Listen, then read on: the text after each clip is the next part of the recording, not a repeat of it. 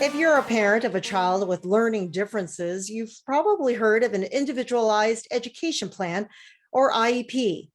But what exactly is an IEP? And could your child benefit from having one? Let's find out what an IEP is and what you should expect if you're trying to obtain one for your child.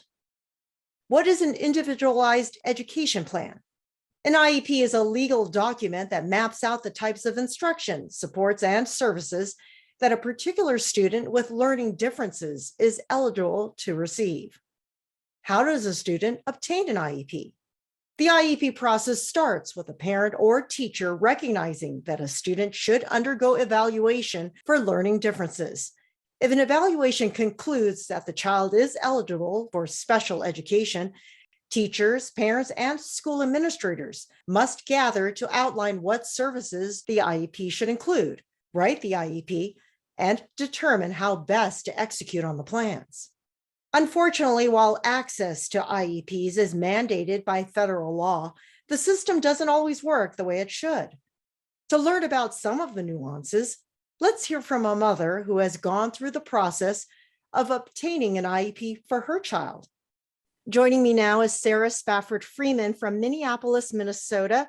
Sarah is a strategy consultant for healthcare companies and the co-founder of an advocacy group working to improve educational outcomes in the Minneapolis public school system. She's also a mom who was forced to spend significant time and money to secure an IEP for her young son. Sarah, thank you so much for your time today. Thank you for having me. What are the learning differences your son is experiencing, and why did you decide that he needed an IEP?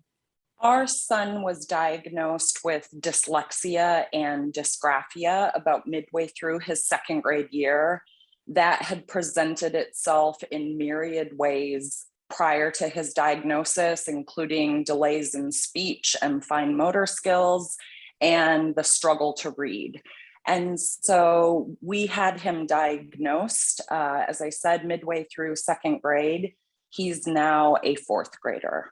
Okay. And so when did you begin the IEP process, and what did that look like? I knew something was up with my son, as I think a lot of parents do when our children are struggling with something, as early as the first month of kindergarten, and advocated for my child at both the teacher and principal level, the district level, and was told a myriad of things ranging from he's fine, he's just a boy. And then finally in second grade, he had a teacher who flagged concerns about dyslexia.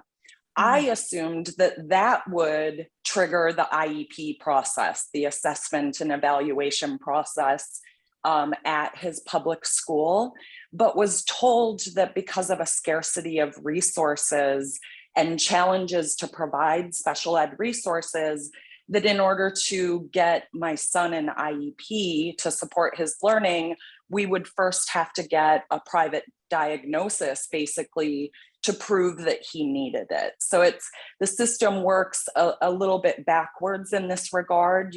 A lot of parents end up having to prove that their children require an IEP rather than schools being able to respond to children struggling with academics and provide that structure. And how has he benefited from the plan? Have you noticed significant changes? My son has made tremendous progress in the last year and a half, despite the challenges of distance learning and the pandemic. The time with the one-on-one time is the thing I point to that made the most difference.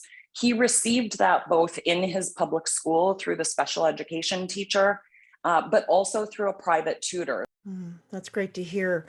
What tips can you share with others looking to arrange an IEP for their children? I think first and foremost to the parents and caregivers out there, trust your instincts. I knew something was up with our son when he was 3. Caregivers know, and teachers often know too. So I think trusting our instincts when we suspect that our child is struggling with something is a really important first step. The other thing is to look for advocacy groups in your local community. There are lots of nonprofits and parent groups on Facebook dedicated to helping parents navigate the IEP process. I found those forums so incredibly helpful because this was really uncharted territory for me. Okay, well, Sarah Spafford Freeman, thank you. Thank you so much for sharing your experience, and also best wishes to your son. Thank you so much for having me and having this conversation. It's so important.